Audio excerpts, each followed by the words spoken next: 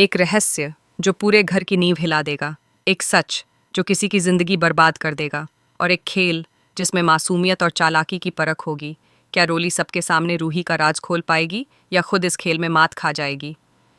रात के सन्नाटे में हवाओं की सरसराहट और खिड़की पर टकराती बारिश की बूंदों के बीच रोली दबे पांव घर के बीचों बीच खड़ी थी। उसकी आंखों में आग थी, होंठों पर कंपी और दिमाग में एक ही बात गूंज रही थी, अब सबके सामने सच आएगा, चाहे कुछ भी हो जाए। रोली ने घर वालों के सामने जोर से चिल्लाकर कहा, रूही जिंदा है। सन्नाटा छा गया। सबके चेहरे पर अविश्वास की परछाइयां दौड़ गईं, मगर मधुबाला की आंखों में गुस्से की चिंगारियां भड़क उठीं। उसने रोली के करीब आकर धमकी दी, अगर तुमने फिर कोई ऐसा तमाशा किया तो तुम्हें पागल खाने भिजवा दूंगी। रोली के दिमाग में बीती रात का वो मंजर ताज़ा हो उठा।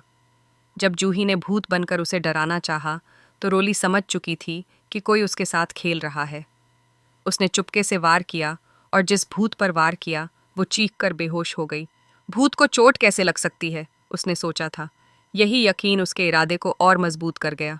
जूही, जो समझ रही थी कि उसकी चाल कामयाब हो चुकी है, अचानक देखती है कि रोली कहीं नजर नहीं आ रही।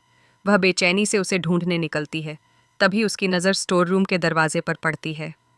वहां रोली किसी को घसीट कर अंदर ले जा रही थी, और जूही की सांसें अटक गईं। किसे? वो बुदबुदाई और धीरे धीरे पीछा करने लगी। स्टोर रूम के भीतर रोली ने बेहोश रूही को कुर्सी से कसकर बांध दिया। अब तुम भाग नहीं सकती। कल सबके सामने बताऊंगी कि तुम जिंदा हो और ये सब नाटक कर रही हो।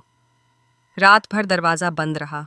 सुबह होते ही रोली ने पूरे घर को इकट्ठा किया और जोर से ऐलान किया, रूही जिंदा है। मगर जब सब स्टोर रूम पहुंचे, वहां कोई नहीं था। मधुबाला का गुस्सा 7वें आसमान पर था। उसने सबके सामने कहा, अगर दोबारा ऐसा किया तो पागल खाने भिजवाकर दम लूंगी। रोली सदमे में खड़ी रह गई। रूही कहाँ गई? इधर जूही ने मौका मिलते ही स्टोर रूम से रूही को निकाल लिया और अपने कमरे में छिपा लिया। वह सबूत मिटाकर लौट आई। जब रूही को होश आया, उसने जूही को सब बता दिया। मैं ही आया बनकर नहार की देखभाल कर रही थी। उसी हादसे के बाद से जूही का चेहरा सफ़ेद पड़ गया। यही वजह थी कि मुझे आया में अपनापन महसूस होता था। मगर तभी रूही ने पूछा, हादसा क्यों हुआ? जूही ने भर्राए गले से कहा, उस एक्सीडेंट के पीछे रोली ही थी। आज मैंने उसके मुंह से सुना। रूही की आंखों में आंसू और नफरत का तूफान था। उसने कसम खाई, अब मैं रोली का जीना हराम कर दूंगी, नहार की हालत का बदला लूंगी। रात होते ही रूही और जूही ने नई चाल सोची। अब हम रोली को बार बार डराएंगे ताकि वो अपने गुनाह खुद कबूल कर ले। दोनों ने मिलकर भूत का नाटक शुरू कर दिया। रोली जब मधुबाला को बताने जाती है कि रूही की आत्मा उसे डरा रही है, तो मधुबाला के माथे पर शिकन आ जाती है। क्या जूही इसके पीछे है? वो मन ही मन सोचने लगती है। लेकिन कहानी यहीं ख़त्म नहीं होती।